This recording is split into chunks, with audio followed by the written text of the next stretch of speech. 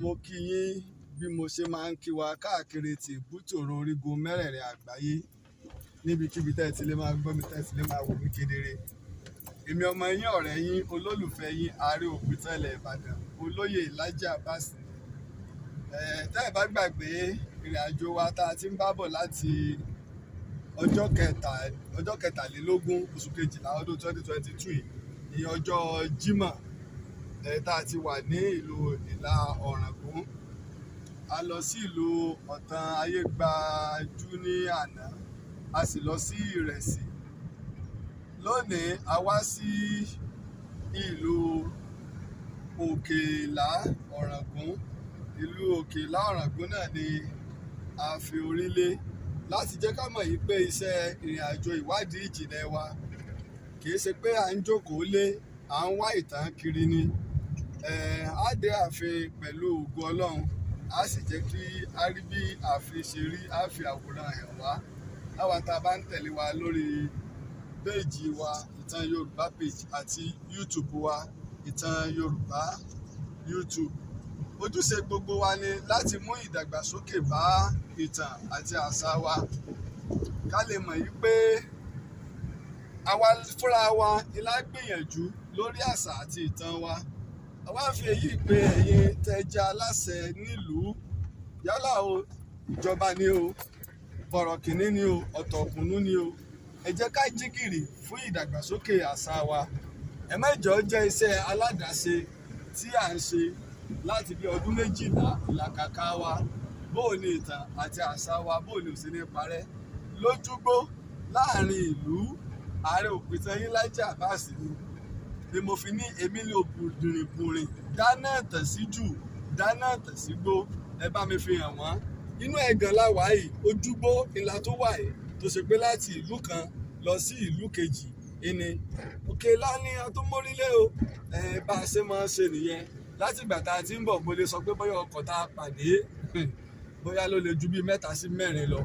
A sì ti rin ìrìn ẹni tó lé ní 30 ìṣẹ́jú tá a ti fi ń wa ọkọ̀ bọ̀. Ẹ jẹ́ kí àwa náà mọ̀ pé ilẹ̀ Yorùbá ó dọwọ́ èmi àti ẹ, kì í ṣe wá ṣe ẹkú sẹ́nìkan bí kò ṣe ká ṣe kóríyá fún àṣà wa. Gbogbo àwa tí Ọlọ́run bẹ́gi ọlà fún, àwa tá a lè so nígbọ̀wọ́ àwọn onílé iṣẹ́ ńláńlá, àwa èèyàn láwùjọ. Ẹ jẹ́ ká dìde láti tẹ́wọ́ gba ìtàn Yorùbá, torí pé ogún kan ni nílẹ̀ Yorùbá tí Aare Laji Abbas àtọmọ mi ojú tó lé ìtàn tó gbé wa débì. Tó títí ìgbà tá a tún máa pàdé, èmi ọmọ yín ọ̀rẹ́ yín olólùfẹ́ yín Aare òpìtàn ilẹ̀ Ìbàdàn olóyè Laji Abbas ní sọ pé ejò kò ní rọ́ọ̀lù òrìpì láyé kó dúró ire o. Mo ṣe máa ń kí wa káàkiri ti ìbútòrò orígun mẹ́rẹ̀ẹ̀rin àgbáyé lórí ìrìn àjò wa sí ilẹ̀ Ìgbónà tí a wà. Lẹ́yìn tí a ti lọ ọ̀pọ̀lọpọ̀ ìlú ni a tún ní ká fi ẹsẹ̀ kan dé ìlú Òkè Ila. Ìlú Òkè Ila náà ni a wà báyìí, lẹ́yìn tó ṣe wípé à ń wọnú ìgboro ìlú Òkè Ila lọ, tó sì jẹ́ pé ìgbà àkọ́kọ́ lè tí Aare òpìtàn ilẹ̀ Ìbàdàn olóyè Laji Abbas tí wọ́n wọ ìlú Òkè Ila wá pẹ̀lú ikọ̀ Ìtàn Yorùbá. Mo fi ń kí ọmọdé wa, mò ń kí àgbà wa, mò ń kí gbogbo àwọn alátìlẹyìn wa. Báwa náà ṣe mọ̀ wípé òní ni ọdún Kérésìmesì ọdún 2022. Kò sí ìsinmi ní ẹnu iṣẹ́ tiwa. Ọlọ́run ó pín wa lérè. Ìlú ìgboro ìlú náà láti wọ̀nyí o. A dúpẹ́ o, àwọ̀ Òkè Ila lẹ́yìn tí a ti wà ní Ìlá láti ọjọ́ Ẹtì ọjọ́ Jímọ̀ tó lọ. Àwọ̀ Òkè Ila tẹ́ ẹ bá gbàgbé a wà láàfin bàbá wa Ìlà Ọ̀ràngún ní àná tí bàbá sì gbà wá tọwọ́ tẹsẹ̀ tí wọ́n sì ṣe àdéhùn pé ìgbà tá a padà wá àwọn ṣetán o láti ṣe àtìlẹyìn fún iṣẹ́ ìwádìí ìjìnlẹ̀ ìtàn Ìlá àti Ìgbónà ní àpapọ̀. Ṣùgbọ́n ibẹ̀ náà láti wà tá a tó wá gbọ́ pé ìlú kan máa tún bẹ̀ Òkè Ila ni.